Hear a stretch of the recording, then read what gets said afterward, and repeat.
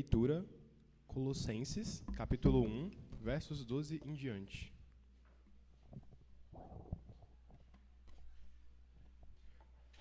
Dando graças ao Pai, que nos fez idôneos para participar da herança dos santos na luz, o qual nos tirou das potestades das trevas e nos transportou para o seu reino do Filho do seu amor, em quem temos a redenção pelo seu sangue, a saber, a remissão dos pecados, o qual é a imagem do Deus invisível, o primogênito de toda a criação. Porque nele foram criadas todas as coisas que há nos céus e na terra, visíveis e invisíveis, sejam tronos, sejam dominações, sejam principados, sejam potestades. Tudo foi criado por ele e para ele. E ele é antes de todas as coisas, e todas as coisas subsistem por ele. E ele é o cabeça do corpo, da igreja, é o princípio e o primogênito dentre os mortos, para que em tudo tenha preeminência, porque foi do agrado do Pai que em toda a plenitude nele habitasse. E que, havendo por ele feito a paz pelo sangue da sua cruz, por meio dele reconciliasse consigo mesmo todas as coisas, tanto as que estão na terra como as que estão nos céus. Essa é a palavra do Senhor. Demos graças a Deus.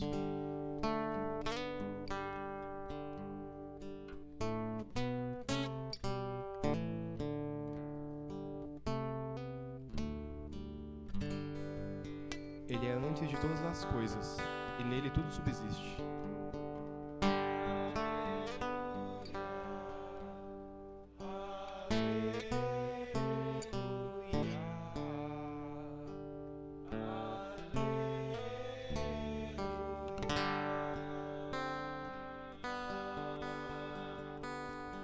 Proclamação do Evangelho de Jesus Cristo segundo João.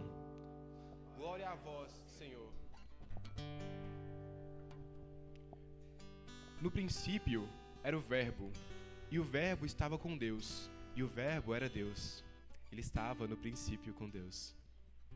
Todas as coisas foram feitas por ele, e sem ele nada do que foi feito se fez. Nele estava a vida, e a vida era a luz dos homens. Esse é o Evangelho do Senhor. Louvado sejas, ó Cristo. Amém.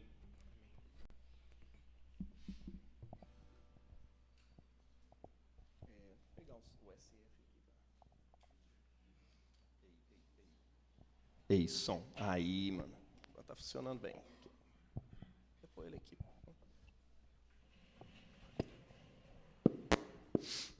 Púlpito móvel é massa, né? Por causa disso. Gente, eu sei que algumas pessoas procuraram nossos sermões aí na internet, os últimos, e não acharam. Mas é porque a gente estava com a dificuldade de postar, né? O cara que postava, de repente, começou a fazer faculdade, ou começou a namorar, eu falei, agora já era, o tempo acabou. Aí, assim... Mas agora, ele está num sistema novo, que já está lançando no YouTube de uma vez. Está ao vivo, não? Gente, quem está assistindo aí... Seja bem-vindo aqui entre nós, o culto está ao vivo, mano. Eu agora tenho que segurar, falar besteira aqui, não dá nem para digitar mais, não. Você tá doido, mano. Aí é bom. Meus irmãos, olha só, hoje a gente vai começar uma série nova aqui na igreja, que vai se estender até a vinda do nosso bispo para fazer a confirmação dos nossos irmãos. Enfim, a vinda de um bispo numa igreja anglicana, ela funciona geralmente para fazer as confirmações na fé. Tipo, rolava lá no livro de Atos, né, quando o pessoal se convertia. Os samaritanos se converteram com a pregação de Filipe, aí o pessoal estava sendo curado e batizado. Legal pra caramba. Filipe batizava também. Mas aí vieram os apóstolos de Jerusalém para poder confirmar a fé daqueles irmãos, né? E estendiam sobre eles as mãos, eles faziam ali a confissão em frente de toda a igreja, em frente de todo o povo, recebiam imposição de mãos, normalmente para que o Espírito Santo pudesse vir sobre aquela pessoa, o Espírito que já estava, porque quem batizou eles no Espírito Santo, né? Mas eles recebiam uma plenitude diferente, eles começavam a falar em línguas, outros profetizavam, tinha aquela coisa toda. E, enfim, a gente não acredita no batismo no Espírito Santo como uma segunda bênção, tá? Batismo no Espírito Santo é o batismo de Jesus. Jesus falou assim, João Batista falou assim, gente, eu batizo vocês com água para arrependimento, mas depois de mim vem alguém que eu não posso nem desatar as correias das sandálias dele, não tem essa dignidade toda, e ele vos batizará com o Espírito Santo. Então, assim, o batismo de Jesus, ou o batismo em nome de Jesus, ordenado por Jesus, que é o batismo em nome do Pai, do Filho e do Espírito Santo, ele te batiza no Espírito Santo. Os irmãos foram batizados aqui semana passada, foram batizados no Espírito Santo. Mas eu nem vi o Evaldo aqui profetizando e fazendo aqui, aleluia. Saiu rodando, o Evaldo, eu pensei que ele ia sair rodando, mas não, só que... Não, rolou não. Porque o dom do Espírito Santo não é isso. Não é sobre sair rodando, não é sobre gritar, sapatear, não é nada disso. Mas o Espírito Santo está ali. Há uma criatividade nova, há uma renovação de ser. Espiritualmente, de acordo com o livro de Coríntios, agora vocês são uma nova criação. Vocês fazem parte daquilo que Jesus começou lá na cruz. Quando ele ressuscitou, parte desse mundo já começou a se tornar uma nova criação. E em breve isso vai tomar tudo. Mas por hora está tomando o coração de cada um que crê em Jesus. Aquele que está em Cristo, e essa palavra em Cristo tem a ver com batismo mesmo. Ou seja, você está habitando em Cristo, é uma nova criação, ou seja, faz parte da nova criação que Deus prometeu lá no passado e que agora Ele está realizando em Cristo Jesus. Você faz parte de uma nova criação, isso é lindo demais. E o Espírito Santo, ele vem realizar certa plenitude na vida da igreja, repetidas vezes. Pessoas que foram batizadas no Espírito Santo lá no dia de Pentecostes, parecia que elas eram rebatizadas, mas não. Está sendo renovado? Não, é uma plenitude. E quando o Espírito Santo te plenifica, é uma experiência um pouco diferente. Parece que está lá dentro, de repente começa a jorrar, e você é tomado de uma ousadia diferente. Tanto que o livro de Atos narra desse jeito. E ficaram cheios do Espírito Santo e de coragem. Ficaram cheios do Espírito Santo e de ousadia. A palavra cheia ali, se eu não me engano, é pleron, alguma coisa assim. Eles ficaram plenos, do Espírito Santo e começaram a falar em línguas. Ficaram cheios do Espírito Santo e profetizaram. Ou seja, sempre o ficar cheio do Espírito Santo, ou seja, essa experiência da plenitude, vem acompanhado de alguma coisa, de alguma habilidade sobrenatural de ser e de fazer algo que você não dá conta de ser ou de fazer sozinho. Deu para entender isso? Então, por isso, a ideia é que o bispo venha fazer a confirmação dos fiéis na fé cristã. E ele vem daqui a 6 semanas, dentro de 5 semanas, na verdade. Foi semana passada que a gente recebeu a notícia, a gente ficou com 6 na cabeça aí. Mas não, 5 semaninhas para o nosso bispo estar aqui, e a gente vai aproveitar esses 5 domingos para trabalhar o catecismo básico da fé cristã. Claro, de uma forma diferente, porque ano passado a gente trabalhou o catecismo básico da fé cristã a partir do credo apostólico, Aí fomos lá, crer em Deus Pai Todo-Poderoso. Aí depois outro só sobre Jesus, uns 2, Depois outro sobre o Espírito Santo, sobre a fé da igreja. Esse ano a gente vai fazer um pouquinho diferente. Esse ano a nossa série vai se chamar Fundamentos. Tá? Por quê? Porque nenhuma casa se constrói em cima da terra, do nada, assim. Eu, quando era criança, achava que era assim, que era só pegar uns tijolos. Falei, não, eu já sei construir uma casa, eu vi um pedreiro construindo, é só pôr massa em cima de um tijolo, você põe um em cima do outro, vai cruzando eles até chegar lá em cima. E aí, de repente, ele cai. Por quê? Porque não tem fundamento, não tem alicerce. E muita gente constrói a fé cristã desse jeito, em cima de um monte de coisa que vem depois do fundamento. Por exemplo, manifestações espirituais, o extraordinário de Deus. Deus faz milagre, eu creio no Deus que faz milagre, tal, não sei o quê. Aí você vai lá construindo esse negócio do milagre, da fé, mais um monte de coisa, em cima de uma base que não é sólida. Você não tem base na sua fé. Uma hora ou outra isso vai ruir. Aí você fica com aquela fé cambaleante, aí de repente, cai, porque não tem jeito. E de repente, para construir um alicerce ali, normalmente você vai ter que arrancar tudo e fazer de novo. Porque precisa estar alicerçado. Aonde que se alicerça a sua fé? Aonde que começa isso? Por exemplo, eu construo a minha fé toda sem entender que eu sou pecador. Aí uma hora eu peco e falo, não, mas peraí, isso aqui está contra a minha realidade. Aí você inventa essas teorias, tipo assim, eu não sou um pecador lutando para ser santo. Eu sou um santo lutando contra o pecado. Já viu essa? Pois é, eu vivia pregando isso. Desde que você entenda isso de um modo bíblico, normalmente você acaba se esbarrando uma hora ou outra no fato de que você é um pecador. Inveterado, você não dá conta de parar de pecar, aí você fica assim, o que eu faço agora, Deus? Eu realmente, ou tenho de duas uma, ou Deus não existe, ou essa mensagem é mentirosa, ou é que eu não fui salvo mesmo de verdade. Aí você começa a vacilar na fé. Por quê? Por causa de conceitos básicos que você devia ter entendido lá no início. Você é pecador. E você carece da misericórdia de Deus para continuar seguindo sua vida cristã. Tem gente que segue a vida cristã como se fosse... o que é ser cristão para você, né? E no domingo, todo dia lá, né? Todo domingo, e sentir aquela aura diferente, parece até zodíaco, né? Eu sinto aquele negócio diferente, eu levanto a mão, sinto a unção, assim, e tal. Aí você experimenta o fato que nem todo dia você sente essa unção, nem todo domingo você sente essa unção. Como diz meu pai, né? Unção é assim, uns são, outros não são. Tem gente que é mais propenso. Porque tem mais a ver com a sua emoção, cara. Claro, você acessa Deus por meio das suas emoções também. Mas, assim, existe uma cultura normal de certas igrejas e tal. Mas se você construir a sua fé em cima dessa sensação que você sente quando você está ali adorando a Deus, quando essa sensação não estiver lá, você vai cair na fé, você vai desanimar da fé. Sua fé precisa de fundamento, você vai precisar começar no lugar certo. E eu queria começar hoje por você, sabe?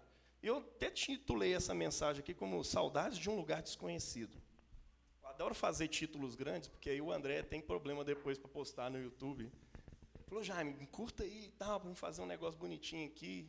Ele fala que eu sou inimigo do design. Estou nem aí para o design, cara. Mentira, eu gosto de design. Só diminuir a letra. Sempre falo isso com ele. Diminui a letra que dá certo.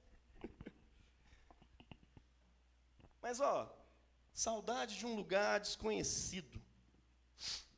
Eu acredito piamente, e é difícil você falar disso numa igreja que grande parte da galera é universitário, passou pela universidade, porque tudo que você fala que é universal, imediatamente alguém já acende uma lampinha assim, universal não existe não, da onde que vem isso aí? Mas assim, tem coisas que são universais, cara, em todas as culturas tem, tá? Sociólogos aí, não me matem por enquanto, antropólogos, tá? Segurem a onda um pouquinho. Mas tem experiências que são, assim, universais. Eu lembro que eu comecei uma música minha, ela começa assim, sabe, algo aqui aconteceu. Eu nem sei bem mais ao certo quem sofreu, mas olhando para mim, eu não posso negar. Esses cacos testemunham contra mim. Muita gente ouve isso, não dá para entender o que você está falando, né? Olha, a experiência humana é essa. Eu olho ao meu redor e falo, cara, alguma coisa aconteceu aqui. Eu não sei o que é, mas tem uns cacos aqui em volta e eles testemunham contra mim. E a música continua assim, essa beleza encontrada em nós, nem sempre tão perfeita, ela é a voz da perfeição que um dia existiu. Mas hoje é tudo tão vazio, tão vil, tão frio. E essa experiência, eu creio que ela é compartilhada por todo mundo. Acho que todas as culturas sentem uma certa diferença, um abismo, pelo menos. Não importa a cultura que você está, qual gênero que você é, a raça, a história de vida. Todos nós sentimos um abismo angustiante. Talvez eu pudesse até titular isso como angústia, né? Entre aquilo que o mundo é e o que o mundo deveria ser. E entre aquilo que você faz e aquilo que você devia fazer. Não importa se você é ateu, se você é de outra religião, não importa o que você seja, todo mundo sente esse abismo. Eu deveria ter agido assim. O mundo deveria ser diferente. Cara, uma criancinha de 2 anos de idade já reivindica. Eu sou professor, eu vejo isso direto. Você está lá no lugar, Aí vem uma criança e senta, porque a outra saiu para pegar água. Na hora que ela volta, a pessoa, ela não sabe nem articular, mas aqui, eu estava aqui. Aí às vezes você fala, senta no outro lugar. Não, aqui. Porque assim, ela sente uma sensação de injustiça, porque olha, é meu direito, eu estava aqui. Por que o outro pode sentar no lugar que eu cheguei primeiro? Olha só, os meninos já criaram regras, já interiorizaram certas coisas. Eles sentem injustiça.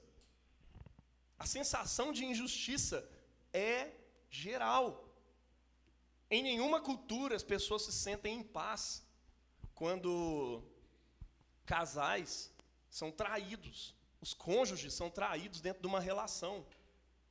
Não importa se lá existe casamento de uma perspectiva cristã, patriarcal, matrimonial, não importa. A questão é que quando um trai a confiança do outro, imediatamente ela se sente injustiçada. Essa sensação de injustiça habita a gente. Agora eu te pergunto assim, da onde que ela vem? Porque, vamos supor que Deus não existe. Não existe Deus no mundo. Igual muitos supõem por aí. Não tem Deus. Da onde que vem essa sensação de injustiça, então? Por que deveria ser diferente? Por que todo mundo se invoca aí com a fome, com a miséria, a desigualdade? Por que alguns nascem herdeiro, tem grana pra caramba? E a grana de certos bilionários nesse mundo poderia acabar com a fome de outros ao longo de décadas. Aí você fica assim, como? Se um bilionário faz isso, imagina vários que existem, aí você fica, puxa vida, isso é injusto, velho. E aí, a vida te pergunta, por que é injusto? Ou talvez um ANCAP vira para você e diz, por que é injusto? Já viu que anarcocapitalista? Não, é injusto por quê? O cara tem o direito de ser bilionário. Enfim, no mundo que a gente vive. Mas é injusto, poxa. É injusto, sim. Tem um monte de gente passando fome e morrendo, e o outro está aqui, tem grana, pode fazer, mas não faz. Cara, se isso não chamar injustiça, eu não sei mais o que chama. Mas, beleza.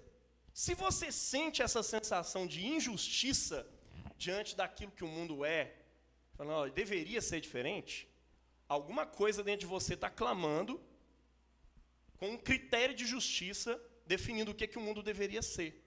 Inclusive, ele reivindica de você aquilo que você deveria ser e fazer. E não é e não faz. E aí, quando você é ateu, você fica assim, o que eu faço com isso? Porque a pergunta fica aí, né? Por que deveria ser diferente? Qual é o critério? O critério é que todos deveriam ser iguais. Deveriam? Por quê? Tem algum sentido? Eu gosto de um filósofo chamado Nietzsche. Que, cara, ele analisa essas coisas e aquela conclusão, Deus não existe. E, assim, se Deus não existe, cara, toda moralidade ela tem um fundo religioso. Qualquer tipo de moralidade tem uma raiz que é religiosa. Não tem como eu defender valores que sejam absolutos, tipo, eu não posso te roubar. Por que não? Se eu sou mais forte que você e você é mais fraco do que eu, por que eu não posso tomar o que é seu e sair andando por aí? Não, porque isso era meu, você não pode tomar o que é meu. Não posso? Quem disse que não? Por que não? Porque isso é errado. Mas por que isso é errado? Como assim? No fundo, ele sempre fala assim, olha, no fundo, a raiz de toda moral é religiosa. Se você acredita num tipo de moralidade, isso é um sentimento religioso que está dentro de você. Se você sente injustiça diante de um mundo ao seu redor, você tem um senso religioso. E aí o ser humano busca respostas para isso. Eu acho que é interessante, porque a resposta nietzschiana e de alguns outros caras, talvez a mais honesta em relação a essa sensação, seja o niilismo. O que é o niilismo, né? Eu vou adotar o niilismo como minha moral. Deus não existe moralidade, não existe certo e errado, não existe bem e mal. tudo isso a gente foi construindo ao longo do tempo, isso é coisa religiosa, e eu não acredito em religião, não acredito em Deus, então, que se danem os valores. Eu vou viver minha vida do jeito que eu quiser. E, coisa ruim aconteceu, velho. Construir uma ponte ali usando dinheiro público, rapidão para poder, né, receber a Copa aí, a FIFA, aqui em BH. E aí esse negócio foi construído muito rápido e a ponte caiu em cima do pessoal. Olha que triste, cara, não deveria ser assim. Aí, deveria, não, tanto faz. Caiu porque é assim. Pô, mas você não fica invocado diante das injustiças? Não. Porque não é injustiça, não existe injustiça.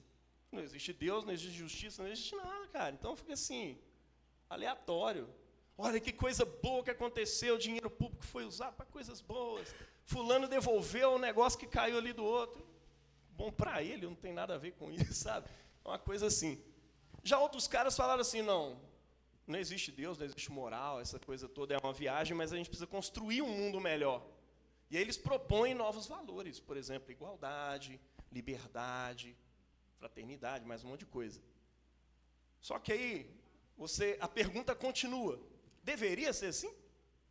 Por que eu deveria agir com fraternidade? Por que deveria haver igualdade?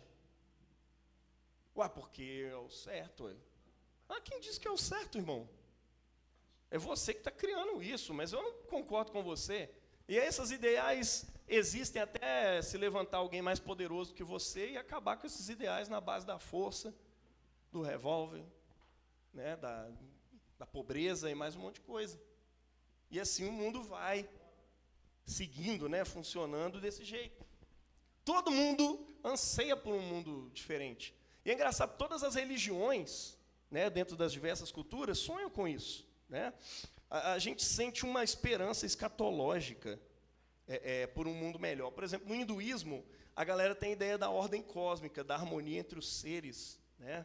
A verdade e a não violência que vai habitar o mundo um dia.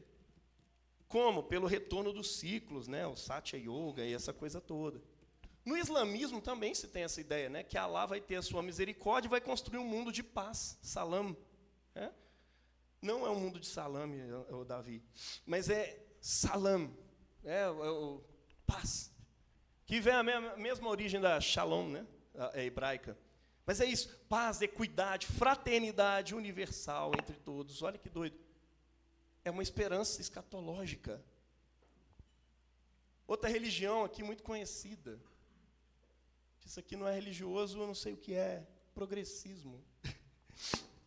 Na religião do progressismo, a ideia é que se tudo se culmine no anarquismo, né, no comunismo, onde não exista mais disputas entre as pessoas, e você cria um mundo de paz, alegria, liberdade para todos. Como? Pela superação da propriedade privada dos meios de produção. Se todo mundo tiver acesso aos meios de produção, todo mundo vai ser igual, não vai existir mais propriedade privada, né, a Fernanda não vai poder ser dona de todas as coisas, e aí quem precisar dessas coisas para produzir precisa da Fernanda, ele tem que pagar para ela, e os impostos e tal, não sei o quê. A ideia final é um anarquismo mesmo, tá? Se estudar lá direitinho, o estágio final, que é do comunismo, é a mesma coisa de um anarquismo. Não existe mais poderes, porque as pessoas aprenderam a se autogerir. Não tem mais necessidade de uma polícia para intervir e dizer o que você deve fazer. Véi, isso parece muito com a Nova Jerusalém, né? Tipo, vai chegar nesse nível um dia. Alguns acreditam que vai chegar assim, automaticamente. O mundo vai chegar ali. Porque, necessariamente, processos vão acontecendo. O capitalismo foi um desses, porque ele venceu uma estrutura feudal lá no passado, e aí foi vencendo. Agora nós vamos chegar no estágio do socialismo e, por fim, do comunismo. São esperanças. Cara, não tem uma base científica isso. Resultado, são crenças que não estão provadas cientificamente, mas que as pessoas creem e esperam e defendem com unhas e dentes. Você que é liberalzinho também é a mesma coisa. Você também acredita no mundo de paz, de bem-estar social, de prosperidade, por meio da democracia e da liberdade econômica. Se todo mundo for livre para prosperar. Eu lembro de um aluno meu que virou para mim e falou: não acredito nesses papinhos comunistas do ser professor, não. Eu sou professor também. Eu não quero o Estado regulando nada, não. Eu quero ter minha liberdade para montar minha hamburgueria e ser rico, ganhar meus 10 mil reais por mês. Falei, mano, rico ganhando 10 mil reais por mês. Que doido, o pessoal até riu. Por quê? Aí eu virei para ele, vamos supor que todo mundo seja livre para fazer o que quiser, tá? E aí você começa ali a sua hamburgueria, lutando, todo o seu mérito e tal, e você está vendendo o melhor hambúrguer da cidade. Aí tinha um irmãozinho lá da McDonald's que ganha, sei, uns 1 milhão lá por mês, não, muito mais. Ele monta um do lado da sua hamburgueria e vende o mesmo hambúrguer que você está vendendo pela metade do preço. Viva a liberdade econômica. O que vai acontecer com a sua hamburgueria? Ah, não, eu posso baixar o preço também. Então abaixa. Vai ficar abaixo do tanto que você gasta para poder fazer. Como é que você paga funcionário? Como é que você paga o pão, essa coisa toda? Eu falei, não é mesmo, hein? Simplesmente o cara que tem mais vai te derrubar. Você pode ser funcionário dele. Aí você ganha um pouquinho lá e tal, menos do que você ganharia, mas você está perdido, cara. Se não tiver regulamentação do Estado aí, necessariamente, você está perdido, já era. Deixa todo mundo livre para fazer o que quiser, sem intervenção nenhuma. Tanto de escravidão que já rola aí, esse regime semi-escravidão, né? Pessoas trabalhando mais de 3 dias ali por semana, faz lá quase suas 40 horas, não é contratado, não tem direito a nada. Aí começa a dar uma reclamadinha, a patroa não gosta, manda embora com a mão na frente, outra atrás, sem nenhum tipo de direito.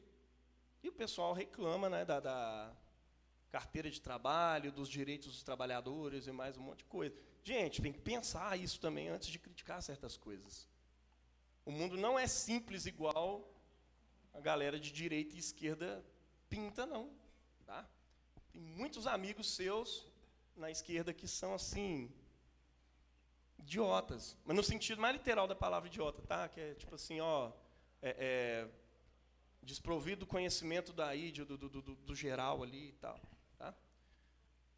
E tem muito amigo seu liberal, e é muito mesmo, que tá a mesma coisa. Idiotinha também do mesmo jeito. Então a galera conservadora que está acreditando nisso, não, nós vamos construir um mundo perfeito, com a moralidade, beleza ali e tal. É só a gente seguir qual que é o caminho. Vamos seguir os valores tradicionais e tudo mais, nós vamos chegar lá. Vai mesmo. Essa experiência, cara, é inata, cara, tá na gente. Essa sensação, ó, o mundo precisa mudar. E aí tem várias propostas do que mudar. Na época de Jesus tinha várias também. Os fariseus acreditavam, né? Se todo mundo tivesse uma moralidade perfeita e seguisse a Torá à risca, o mundo se tornaria o reino de Deus. Né? Igualzinho comunista, igualzinho liberal, tudo igual. O saduceu acreditava que se todo mundo fosse na onda do imperador, o imperador é que estava trazendo o reino de Deus. Esse era o jeito de Deus trazer a salvação por meio do império opressor. Está tudo bem. Viva a opressão e tal. E já tinha outros caras que falaram, vamos abandonar tudo, vamos para o deserto. A galera mais anarquista, né? Vamos para lá. Que eram os essênios. Cada um tinha a sua agenda de como que o reino de Deus ia chegar na Terra. E aí, de repente, o Filho de Deus, o Deus encarnado, vem para esse mundo e fala, o negócio é o seguinte, rasga suas agendas. Em outras palavras, arrependam-se. Porque o reino de Deus, que vocês estão tentando construir, chegou. Como? Está aqui. Está entre vós. O reino de Deus chegou. E acabou essa briga toda. Essa saudade que vocês sentem aí de uma coisa que vocês nunca viveram, está aqui diante de vocês. E eu acho interessante isso, porque se nós estamos num mundo que nos causa essa saudade de um lugar que a gente nunca foi, O Lewis chega a dizer isso, né? Alguma coisa nesse sentido, de um modo mais poético. Se eu sinto saudade de um lugar que eu nunca fui, ou coisas que esse mundo não é capaz de suprir, significa que eu não fui feito para esse mundo. Tá lá no cristianismo puro e simples, né? Se você sente saudade de um lugar que você nunca foi, meu irmão, você foi feito para esse lugar. Da onde que a humanidade teria tirado a ideia de que é injusto o dinossauro ter comido minha avó? Fraga. É assim, acontece. Ela estava mais fraca, não dava conta de correr, durou muito. Estava lá com seus 40 anos. Viveu demais. Pois é. Por que isso é injusto? Os animais não sentem essa injustiça. Bicho, vamos continuar a vida agora. O cachorro, assim, filhote morreu hoje, a mãe morreu ontem, ele está lá tentando cruzar com o outro, a vida segue normal, né? Pois é, a gente é animais, tem uma racionalidade, mas dentro de nós foi colocada uma coisa diferente. A gente é o único animal que sente injustiça. A gente é um animal que sente alguma coisa diferente quando a gente olha para um quadro pintado e fala, nossa, que coisa bela. Sentimento de beleza parece que nos puxa para cima. A gente não consegue ficar sozinho, a gente precisa de relacionamentos. A gente sente algo diferente quando a gente olha para a beleza, quando a gente olha para a injustiça, que não estava ali. Não é, tipo assim, não foi construção social, simplesmente está ali. Preciso dar conta disso. Wittgenstein, ele escreveu um trem muito interessante lá no Tratactus dele. Tem até versículo e capítulo, depois você pode procurar, Tratactus 6,41. A solução do enigma da vida no espaço e no tempo está necessariamente fora do espaço e do tempo. O sentido do mundo tem que estar fora do mundo, porque assim, se o sentido desse mundo, a solução, né, do enigma da vida aqui nesse tempo, estiver dentro do tempo, então não faz sentido. É uma coisa dentro do tempo que criou outra dentro do tempo, não faz sentido. Da onde que a gente veio? Qual que é o sentido, o propósito da nossa existência? Não tem como ser uma coisa deste mundo para dar sentido para a minha vida. A minha vida é muito mais plena do que isso. Vocês estão entendendo? Muito maior. Não dá para eu resumir o significado da minha existência numa ideologia que eu simplesmente criei dentro do próprio sistema que eu estou querendo resolver. Não dá para eu resumir a minha vida num pedaço de madeira que eu criei e falei, isso aqui é o meu Deus. Não dá. É só me integrar com todo e vai resolver tudo. Não vai. E outra coisa, não vem achando que se todo mundo virar evangélico, o mundo vai mudar, né? Tem gente que pensa assim, né? E se? Se cada uma dessas reivindicações se concretizasse, o mundo seria diferente? Tipo, superamos a desigualdade, propriedade privada dos meios de produção, agora todo mundo tem o seu, tal, não sei o quê. Você acha que vai durar quanto tempo? Porque tem gente que realmente acha que está todo mundo igual, todo mundo vai agir ursinhos carinhosos com os outros. Não, meu irmão. É só a hora que o Vitor quiser ter um pouquinho mais. Eu vi isso no João ontem, fez 6 anos, todo egoísta. Tem vontade de ter mais, aí você percebe que você tem um poder a mais que o outro. Sei lá, um poder do macho sobre a fêmea e de repente começa a subjugar de novo. O poder de um pouco mais rico sobre um pouco mais pobre, aí você compra o dele porque ele está precisando, está endividado. Aí ele fica sem, você fica com um pouco mais. Mas foi justo, pô, eu estava ajudando ele na hora que ele estava precisando lá e tal, dei a grana para ele, deu o meio de produção para mim, agora ele depende de mim, mas isso aí é um acaso. E aí daqui a pouco está tudo do mesmo jeito de novo. Acabou. Liberalismo, mesma coisa, eu já disse aqui, né? Vai acabar exatamente na hora que começar. Um destrói o outro, não tem jeito, meu irmão. Mas aí tem gente que acha que assim, se todo mundo virar evangélico, o mundo de Deus vai chegar nessa terra. Eu fico imaginando o Brasil evangélico.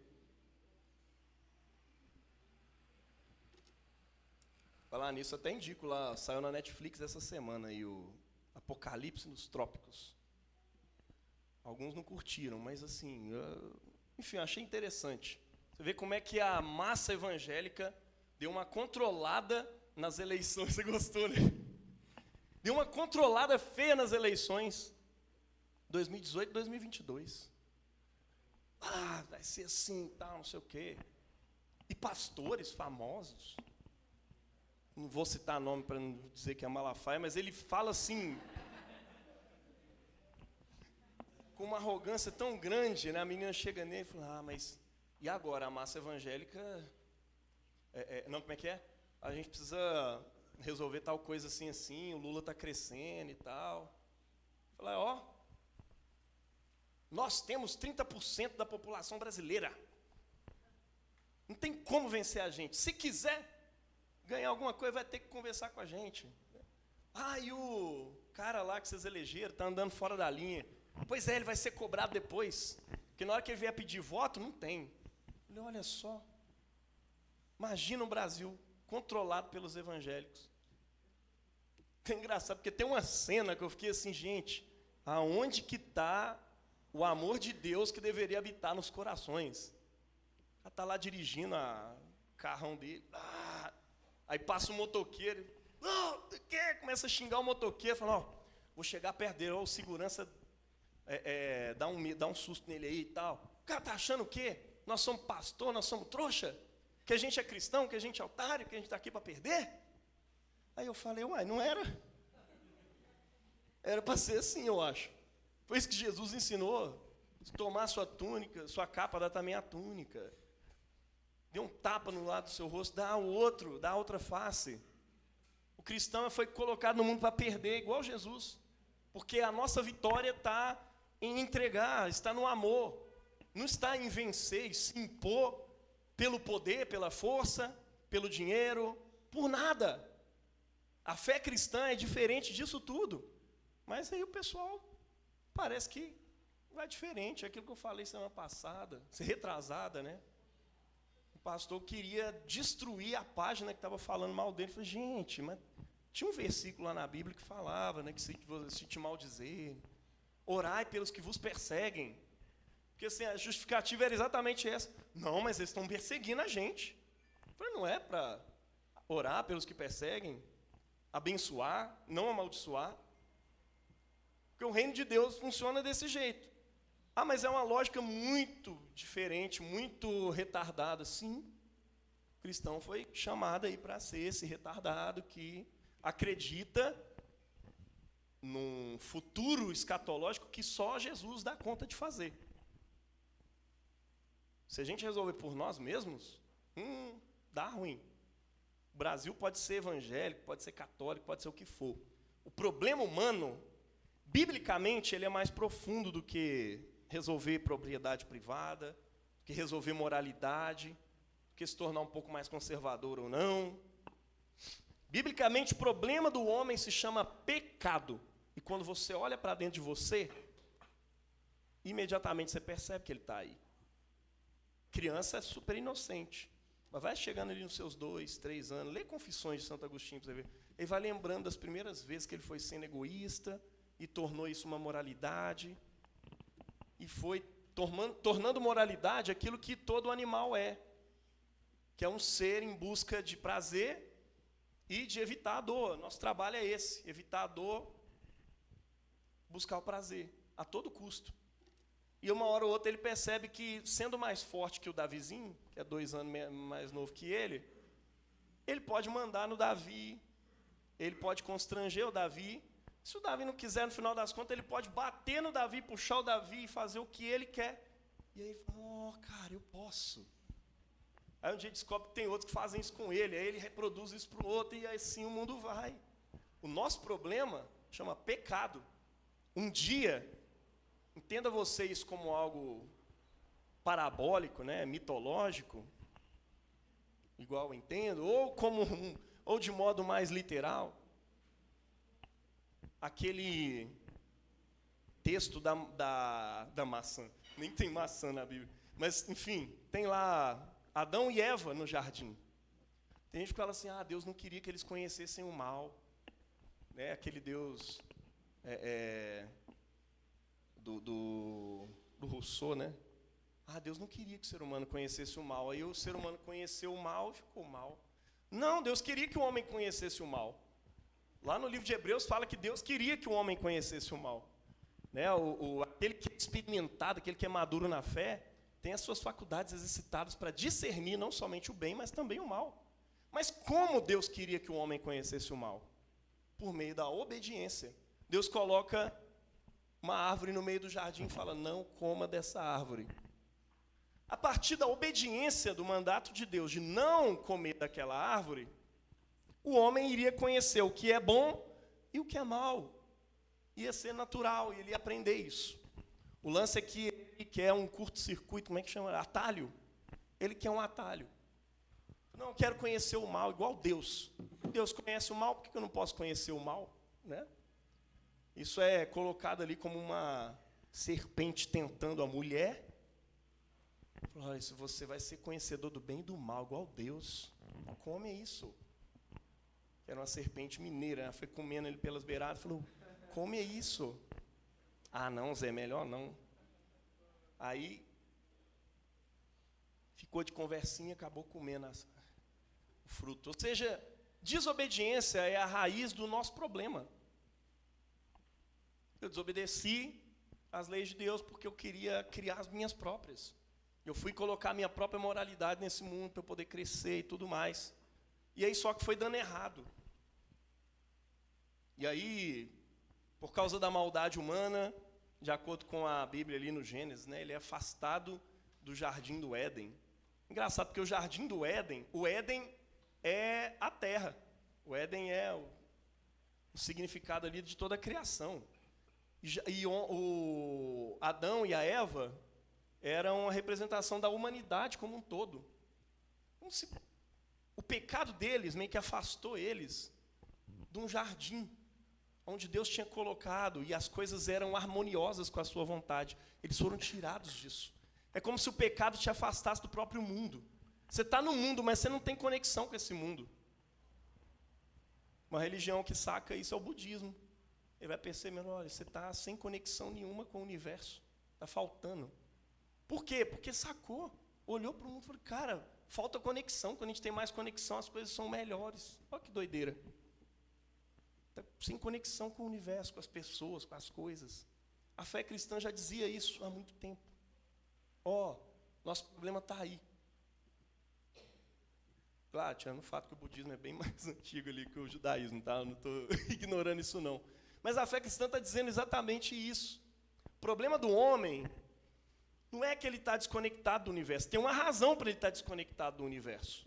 E a razão chama pecado. O ser humano é egoísta. O ser humano quer criar suas próprias leis, as suas próprias regras, para fazer do seu jeito. E assim ele vai seguindo, destruindo a criação, destruindo o próximo, e destruindo a sua relação com Deus de diversas formas. Você está entendendo? Esse é o problema humano, chama pecado. Né? E Jesus, quando ele vem, falando com o pessoal para arrepender e seguir a agenda dele, o pessoal até fica assim, quando é que vai chegar o reino? Eu falo, cara, o reino está dentro de vós. Preocupa com a data, com a época, como é que vai ser quando isso tudo se instaurar. Só preocupa em ser esse reino aqui e agora.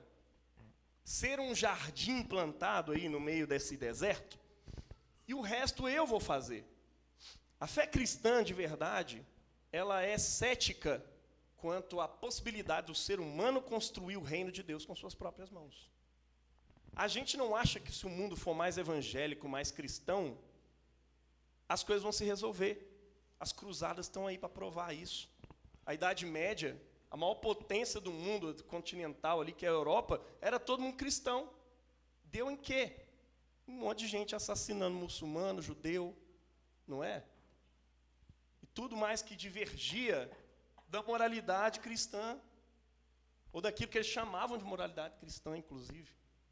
Né? Passava pela interpretação daquela galera ali, branca, europeia e tal. É assim. Se o mundo for um pouco mais evangélico, nós já experimentamos alguns anos aí desse rolê. Não é aí que está a solução. Nós, como cristãos, entendemos que a solução está em Cristo. Cristo é aquele por meio do qual todas as coisas foram criadas. Aquele texto de Colossenses que a gente leu, não foi à toa. Cadê quem estava ali no coisa? Eu queria pôr o texto de Colossenses ali de novo. Ele é a imagem do Deus invisível, a exata expressão do seu eterno ser. Por meio dele, nele, foram criadas todas as coisas, no céu e na terra. E nele, tudo subsiste. A palavra para esse texto ali, tudo subsiste, simistém, né? É como se tudo que foi criado tivesse um certo encaixe. E nele, em Cristo, quando a gente encontra Cristo, todas as coisas encontram o seu encaixe. A razão pela qual elas foram criadas está ali. Nele foram criadas todas as coisas que há nos céus e na terra, visíveis e invisíveis. Sejam tronos, sejam dominações, sejam principados, potestades, tudo foi criado por ele e para ele. Ele é antes de todas as coisas, e todas as coisas subsistem por ele. Pela palavra poderosa de Cristo. Ele é a cabeça do corpo, que é a igreja. É claro, nós vamos chegar nesse ponto nos próximos sermões, falar da igreja e tudo mais. Ele é o princípio, primogênito dentre os mortos, que em tudo tem a proeminência. Foi para quem tudo ele tivesse a proeminência, né? Porque foi do agrado de Deus, nosso Pai, que nele habitasse toda a plenitude. Olha só, o que eu estou querendo dizer com isso? Aquele texto do Evangelho que a gente leu hoje, no princípio, ele era o verbo, a palavra, ele estava com Deus e ele era Deus. Tudo foi feito por meio dele, sem ele nada do que foi feito se fez. Essa é uma mensagem cristã. Eu não estou querendo te provar, até porque eu não posso provar por A mais B que o cristianismo é verdadeiro, ou que a palavra de Jesus é a certa, a de Buda está errada, ou que, sei lá, o progressismo está errado. O que eu posso fazer aqui é apontar incoerências nesse tanto de fé e dizer para você qual que é a proposta cristã. E a proposta cristã não é fazer um mundo cristão. A proposta cristã tem a ver com isso, com pregar o evangelho, fazer discípulos de todas as nações, batizar as pessoas em nome do Pai, do Filho e do Espírito Santo. Sem dúvida. Mas o cristianismo nasce num tempo, fica muita gente assim nessa guerra cultural, né? A gente tem que vencer a guerra cultural. O mundo era mais cristão e agora a gente está perdendo espaço para o comunismo. Gente, você parou para pensar que o cristianismo nasceu não só num contexto de um Estado que era não cristão, mas ele nasceu num contexto de um Estado que era anticristão. Assim, a ideia romana era acabar com o cristianismo, acabar com a fé cristã, acabar com a fé judaica e esse povo todo também. Ou impor sobre eles, você pode até adorar seu Jesus, mas adora também o imperador e faz uma prostração aí sobre as nossas imagens. Tanto que os primeiros cristãos eram chamados de ateu, que eles tinham um pouco Deus. Na verdade, tinha um só Deus e aí isso aí era ateísmo demais para eles. No mundo pagão. Veja isso. A fé cristã nasceu nesse contexto. A gente não precisa que as autoridades políticas sejam cristãs para que a gente seja cristão. A fé cristã independe de nós cristãos carregarmos o báculo do poder, o cetro, não precisa estar nas suas mãos para você ser um cristão. O cristão, ele tem a sua esperança depositada única e exclusivamente em Cristo, aquele que era desde o princípio, aquele por meio do qual todas as coisas foram criadas, aquele por meio do qual Deus criou um mundo diverso, pretos e brancos, mulheres e homens, tudo quanto é tipo de nação, raças, foram criados por meio dele. E se tudo isso vem dele, em cada uma dessas pessoas e coisas habita uma dignidade absoluta, que é a dignidade de carregar a imagem de Deus. Nós não estamos aqui achando que a gente vai mudar o mundo todo, não, irmão. Mas aos poucos, ao longo da história, Deus tem mudado. A própria ideia de direitos humanos nasce da fé cristã, que acredita que todos os seres humanos foram criados à imagem de Deus e carrega a imagem de Deus em si. Então nós temos que ter direitos que não são só dos romanos, não são só dos vitoriosos, dos imperadores, é de todas as pessoas. Todas têm que ser julgadas dignamente, com direito a ter um advogado, aquela coisa toda. Pois é, isso tudo vem da fé cristã. A dignidade de todo mundo ser atendido, ter educação, ter saúde. Essa ideia veio da fé cristã. A gente não mudou o mundo com isso. Mas Deus está temperando o mundo com essas coisas.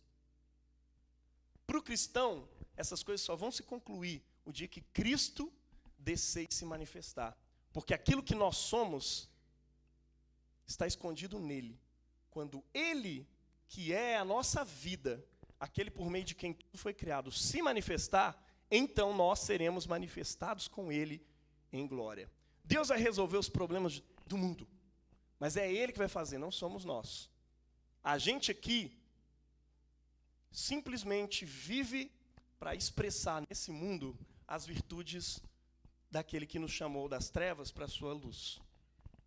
Daquele que nos tirou dessa velha criação e nos tornou nova criação. E a gente está só fazendo isso, a gente está reconciliando pessoas com Deus e nada mais. Nós não temos poder para nada mais. E nem devemos ter. A esperança cristã é que Cristo nos libertou por meio da sua morte e ressurreição. Ele nos libertou deste mundo. Ele nos libertou do pecado com P maiúsculo, que antes era o nosso Senhor, ao qual nós estamos muito acostumados, né? Porque a gente está liberto em Cristo, mas a gente volta para o pecado de novo. Mas a fé cristã já previa isso. Filhinhos, escreva essas coisas para que vocês não pequem. Mas se porventura alguém pecar, saiba disso, nós temos um advogado no céu, Jesus, Cristo, o justo. Ele é a propiciação pelos nossos pecados, não somente dos nossos pecados, mas pelos do mundo inteiro. Deus queria que nele habitasse a plenitude de todas as coisas que foram feitas por meio dele, para que por meio da morte dele, ele pudesse resgatar todas as coisas. Foi porque Cristo se tornou um com você, que por meio da sua morte, ela pôde ser uma morte redentora. Está entendendo? Pega a visão, né? Isso só deu certo porque você foi feito por meio dele. O grande mistério de Deus é que tudo foi feito por meio dele. E agora ele, na plenitude dos tempos, se faz humano e está aqui no meio de nós. Isso é um mistério maravilhoso. E se encarnando tudo o que nós somos, ele morre na cruz do Calvário. Jesus tem poder para nos salvar e nos redimir. E não somente a nós, mas todas as coisas. O mundo estava enfiado no pecado. Nós, como representantes de Deus nesse mundo, estávamos enfiados no pecado. Merecíamos a morte. E ele experimenta isso no nosso lugar. Ele morre. Ele expia os nossos pecados diante de Deus e nos purifica. Ele faz uma oferta diante de Deus tão preciosa que foi capaz de livrar todos aqueles e tudo aquilo que ele mesmo criou, que foi feito por meio dele. Esse é o início da mensagem cristã. Se você não começar olhando para dentro de você mesmo, vendo que você é pecador, que você precisa de Cristo, não dá para você construir o resto. Então eu queria que você saísse daqui hoje entendendo isso. Olha, eu preciso de Jesus. Porque eu carrego junto com todas as culturas uma esperança de ser diferente do que eu sou. De que esse mundo seja diferente do que é. E eu encontro na fé cristã o fato de que esse mundo, que eu vejo diferente do que é, foi feito em Jesus, para Jesus. E o motivo do meu afastamento desse mundo é porque eu estou afastado de Cristo. E eu preciso de Cristo. Eu preciso dele. Esse Cristo se fez carne e antes de subir ao céu, ele instituiu algo maravilhoso, por meio do qual eu e você podemos tocá-lo novamente. Ele trabalha por meio de sacramentos, sinais visíveis da sua graça invisível. Esse mundo todo já é um sacramento de Deus. O sinal de tantas coisas boas.